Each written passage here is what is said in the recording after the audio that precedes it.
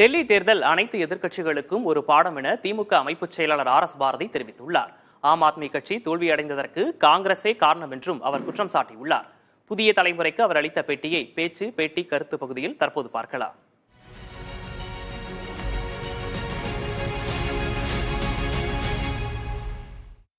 ஆம் ஆத்மி கட்சி நேற்று டெல்லியில் தோல்வியடைந்திருக்கிறது. இது குறித்து திமுக அமைப்பு செயலாளர் RS பாரதி சாரிடம் கேட்கலாம். சார் வணக்கம். இந்தியா கூட்டணியில் ஒற்றுமையா இருந்திருந்தால் இந்த மாதிரி ஒரு பிரச்சனை ஏற்பட்டிருக்காரு. திருமாவளவன் உட்பட பலரும் சொல்லியிருக்கால். திமுகவுடைய கருத்து என்ன?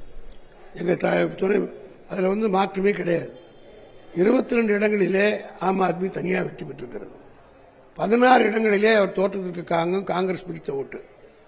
காங்கிரசும் ஆம் ஆத்மியும் சேர்த்திருந்தால் ஒரு 38 இடங்களிலே தாராளமாக வெற்றி பெற்றிருக்கும்.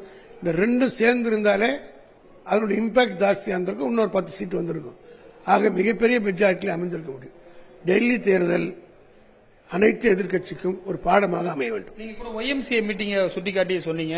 அப்ப என்ன கோரிக்கை விடுத்தாரு? இது வரக்கூடிய காலங்களில் அந்த ஒற்றுமை என்ன? அடுத்தது பஞ்சாப் எலெக்ஷன் சொல்றாங்க. அடுத்தது இந்திக்கு வாய்ப்பு இருக்கிறதா? பாராளுமன்ற தேர்தலை குறித்து மாநில கட்சியான எங்கள் கட்சி எங்கள் தலைவர் அந்த நேரத்தில் சொல்ல வேண்டிய கருத்தை சொன்னார். அது பலனளித்தது. தளபதி பேச்சை கேட்டு யார் நடந்தாலும் உருப்படுவார்கள். கேட்காமல் நடந்தால் இந்த நிலை தான் எல்லாருக்கும் வரும்.